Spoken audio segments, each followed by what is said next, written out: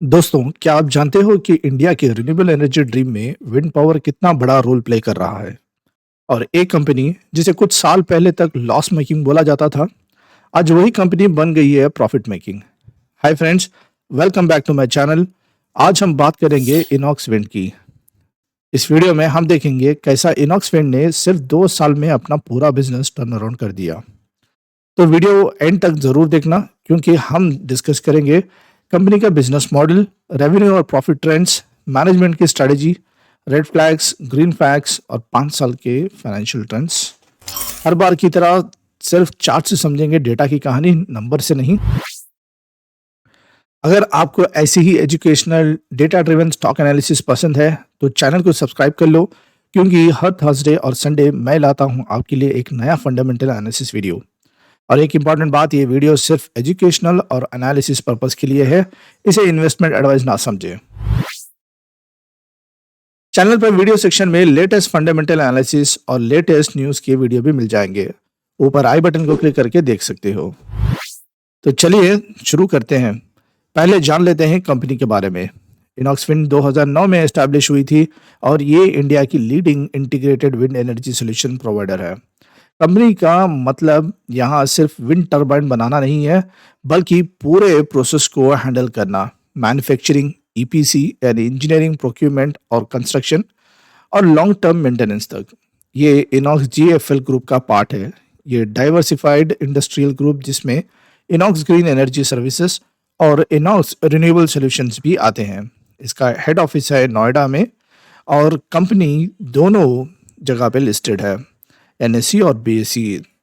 सोचने वाली बात यह है कि जब 2019 से 22 तक कंपनी लगातार लॉसेस में थी, तब भी ये मैनेजमेंट ने अपनी लॉन्ग टर्म स्ट्रेटजी नहीं छोड़ी और आज वही पेशेंस प्रॉफिट में कन्वर्ट हुआ है।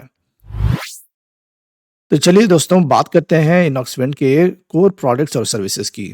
सबसे पहले में आता है विंड टरबाइन जनरेटर्स। ये इनॉक्स विंड का मेन प्रोडक्ट है। कंपनी अलग अलग कैपेसिटी के टरबाइन्स बनाती है, जैसे 2 मेगावाट्स, 3 मेगावाट्स और अब आ रहा है 4 मेगावाट्स प्लेटफॉर्म। इनका काम होता है हवा की एनर्जी को इलेक्ट्रिकल पावर में कन्वर्ट करना, जो लार्ज विंड फार्म्स में इंस्टॉल होते हैं। गुजरात, तमिलनाडु और राजस्थान जैसे विंडी स्टेट्स में टरबाइन्स की डिमांड बहुत स्ट्रांग है। दूसरा है ईपीसी सर्विसेज, यानी इंजीनियरिंग, प्रोक्यूरमेंट एंड कंस्ट्रक्शन। मतलब इनॉक्स विंड सिर्फ टरबाइन बनाकर नहीं देता, बल्कि पूरा विंड प्रोजेक्ट डिजाइन से लेकर कमिश्निंग तक टर्न की बेसिस पर डिलीवर करता है। तीसरा है O&M सर्विसेज, जहां इनॉक्स ग्रीन एनर्जी के थ्रू लॉन्ग टर्म मेंटेनेंस और मॉनिटरिंग होती है। ये ट्रिगरिंग इनकम जनरेट करता है, जो कंपनी के प्रॉफिट को स्टेबल बनाता है। और फाइनली इंफ्रास्ट्रक्चर डेवलपमेंट, जिसमें land acquisition, roads, power evacuation lines और सब स्टेशन बनाने तक का काम शामिल है। तो ओवरऑल इनॉक्स विंड एक complete wind energy solution provider है, जो हर स्टेज पर इन्वॉल्व रहता है, मैन्युफैक्चरिंग से लेकर लाइफ टाइम मेंटेनेंस तक। आप कमेंट में लिखकर बताना, आपके हिसाब से विंड टरबाइन्स का डिमांड अगले 5 सालों में सोलार के बराबर पहुंच पाएगा या नहीं। चलिए की पॉइंट्स की बात कर लेते हैं। तो कंपनी के पास स्ट्रांग मैन्युफैक्चरिंग बैकबोन है। रोटार ब्लेड प्लांट रोहिका गुजरात में है, नैकेले और हब असेंबली अहमदाबाद में, और टावर मैन्युफैक्चरिंग बरवानी मध्य प्रदेश में। ये प्लांट्स मिलकर कंपनी को पूरी मैन्युफैक्चरिंग वैल्यू चेन कवर करने में मदद करती है। Service network 7 major wind states में स्प्रेड है और total installed base already 3 gigawatts cross कर चुका है। नए प्लांट्स के थ्रू इनॉक्स विंड अपनी कॉस्ट और सप्लाई टाइम दोनों को कम कर रहा है, जिससे मार्जिन और एग्जीक्यूशन स्पीड इंप्रूव हुई है। तो अब बात कर लेते हैं रेवेन्यू ब्रेकडाउन की। FY25 में कंपनी का टोटल रेवेन्यू था 3,557 करोड़ और इंटरेस्टिंगली 87% आया टरबाइन मैन्युफैक्चरिंग से, 11.6% ईपीसी से और O&M सर्विसेज से, और बाकी 1.4% अदर से। इसका मतलब यह है अब इनॉक्स विंड का कोर फोकस मैन्युफैक्चरिंग पर है, जहां मार्जिन्स हाई मिलते हैं। ये भी एक रीजन है टर्न अराउंड का। देख लेते हैं रेवेन्यू का स्प्लिट इंडिया वर्सेस ग्लोबल से। तो यहाँ देखेंगे तो पूरा फोकस डोमेस्टिक मार्केट पर है। 100% सेल्स इंडिया के प्रोजेक्ट्स में ही जाते हैं। एक्सपोर्ट अभी नेग्लिजिबल है, लेकिन 4 मेगावाट्स प्लेटफॉर्म के बाद ग्लोबल पार्टनरशिप के चांसेस हैं। ये एक फ्यूचर ग्रोथ ट्रिगर हो सकता है। अब बात करते हैं कंपनी की फ्यूचर की डायरेक्शन की, मैनेजमेंट की स्ट्रेटजी। इनॉक्स विंड का मेन गोल है इंडिया का टॉप विंड टरबाइन मेकर बनना, लेकिन स्टडी और सस्टेनेबल प्रॉफिट के साथ। उनकी स्ट्रेटजी कुछ सिंपल पॉइंट्स में समझ लें। पहला, एग्जीक्यूशन को फास्ट करना, हर साल 1.5 टू 2 गीगावाट्स प्रोजेक्ट कंप्लीट करना। दूसरा, 4 मेगावाट्स का नया टरबाइन लॉन्च करना जो FY26 में, जिससे आउटपुट और मार्जिन दोनों बढ़ेंगे। तीसरा, कॉस्ट कंट्रोल के लिए सब चीज़ इन हाउस बनाना, जैसे ट्रांसफॉर्मर्स और क्रेन्स। चौथा, बैलेंस शीट को डेट फ्री रखना। और पांचवा, अपने ग्रुप कंपनीज इनॉक्स ग्रीन्स और इनॉक्स सोलर के साथ मिलकर सिनर्जीज बनाना। अभी के लिए कंपनी के पास 3.2 गीगावाट्स का स्ट्रॉन्ग ऑर्डर बुक है, यानी नेक्स्ट 2 साल का काम ऑलरेडी सिक्योर्ड है। तो हर कंपनी के कुछ कंसर्न्स भी होते हैं और इनॉक्स विंड के लिए ये 3 चीज़ें ध्यान देने हैं। कस्टमर कंसंट्रेशन, इसके पास 3 क्लाइंट्स हैं जो सबसे ज़्यादा यानी 10% की रेवेन्यू इन्हीं से जनरेट होती है। दूसरा, एग्जीक्यूशन रिस्क, लैंड एक्विजिशन और ग्रिड कनेक्शन डिले हो सकते हैं, प्रोजेक्ट टाइमिंग को अफेक्ट कर सकते हैं। और तीसरा, सेबी ने एक गवर्नेंस वार्निंग दी थी रिलेटेड पार्टी वोटिंग पर FY23 में। ये छोटा सा माइनर था, लेकिन ध्यान रखना ज़रूरी है। ये फैक्टर्स कंपनी के रिस्क प्रोफाइल को स्लाइटली सेंसिटिव बनाती हैं। अगर आपको लगता है कि इनॉक्स विंड में कोई और रिस्क या कंसर्न्स हैं जो मैंने मिस किया हो, तो प्लीज़ कमेंट में लिखकर बताना, ताकि हम सब मिलके डिस्कस कर सकें। अब चलिए देखते हैं कंपनी के कुछ स्ट्रॉन्ग पॉइंट्स जो क्लियरली कॉन्फिडेंस देते हैं। इनॉक्स विंड के पास अभी काफ़ी पॉजिटिव पॉइंट्स हैं। कंपनी 5 साल बाद प्रॉफिट में आई है, ऑर्डर बुक 3.2 गीगावाट्स तक पहुंच गई है, डेट कम होके 1,500 करोड़ तक आ गया है और रिजर्व्स डबल होके 3,400 करोड़ तक बढ़ गया है। साथ ही गवर्नमेंट का 500 गीगावाट्स रिन्यूएबल एनर्जी टारगेट भी इंडस्ट्री के लिए एक लॉन्ग टर्म ग्रोथ का मौका दे रहा है। चलिए दोस्तों, अभी बात कर लेते हैं 5 इयर्स का फाइनेंशियल ट्रेंड। शुरू करते हैं सेल्स चार्ट से। तो दोस्तों, ये चार्ट क्लियरली दिखा रहा है कि इनॉक्स विंड का टर्न अराउंड कितना स्ट्रांग था।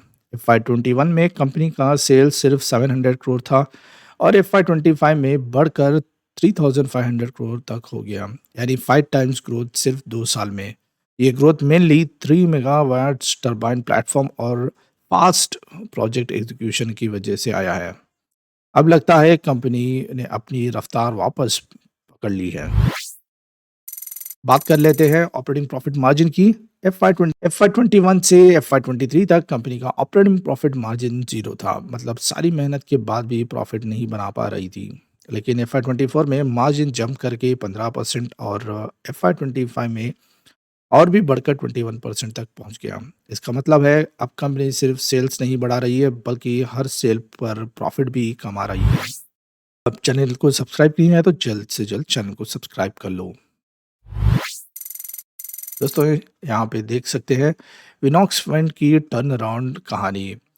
FY21 से FY23 तक कंपनी का लगातार लॉसेस में थी और एबिटा और नेट प्रॉफिट दोनों नेगेटिव थे, लेकिन FY24 में पहला बार ऑपरेटिंग प्रॉफिट पॉजिटिव हुआ 260 करोड़ और FY25 में ये जंप करके 757 करोड़ तक पहुंच गया। नेट प्रॉफिट भी लॉस से निकलकर 438 करोड़ हो गए।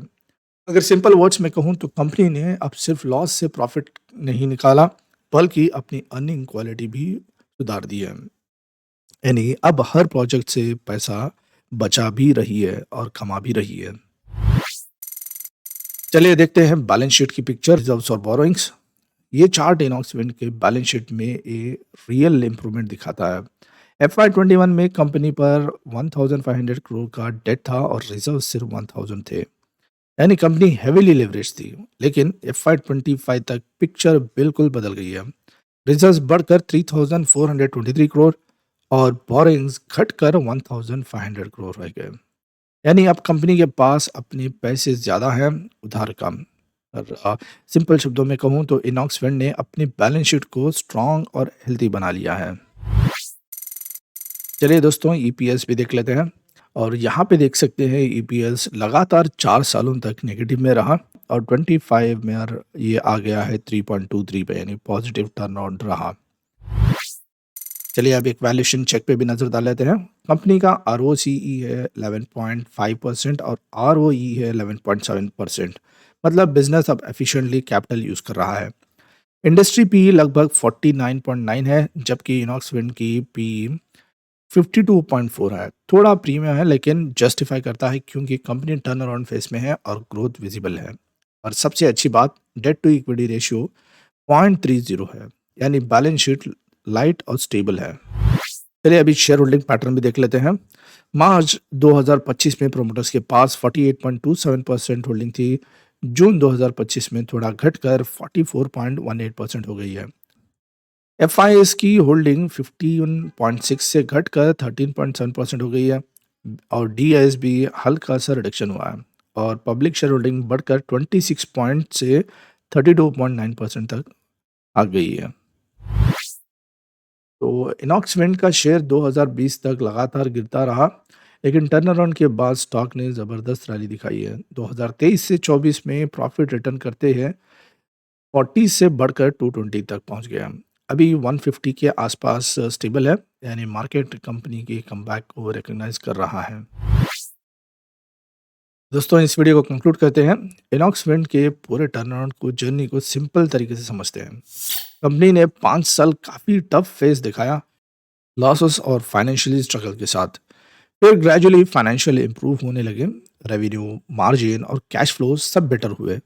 स्ट्रॉन्ग ऑर्डर बुक ने ग्रोथ विजिबिलिटी दी और बैलेंस शीट ने कैश पॉजिटिव हो गए। आज इनॉक्स विंड एक स्टेबल और well position wind energy player बन चुका है, यानी सीट जो कभी स्ट्रगल में था अब एक स्ट्रॉन्ग ट्री बन गया है। अगर आपको ये डेटा ड्रिवन एनालिसिस पसंद आया हो तो वीडियो को लाइक करें, अपने थॉट्स कमेंट में शेयर करें और चैनल को सब्सक्राइब करना बिल्कुल मत भूलिएगा। हर थर्सडे और संडे में ऐसी ही कंपनीज की फंडामेंटल एनालिसिस चार्ट्स के थ्रू लेकर आता हूँ। आपका एक कमेंट और एक लाइक मुझे मोटिवेट करता है और ये चैनल को ग्रो करने में भी मदद करता है। तो इसलिए आपसे रिक्वेस्ट है कि इस चैनल की ग्रोथ की जर्नी में आपका सपोर्ट चाहिए। तो मिलते हैं अगले वीडियो में एक नए कंपनी के साथ। तो ये वीडियो सिर्फ एजुकेशनल और एनालिसिस पर्पस के लिए है, ऐसे इन्वेस्टमेंट एडवाइस ना समझे। आज की वीडियो में इतना ही है। Thank you.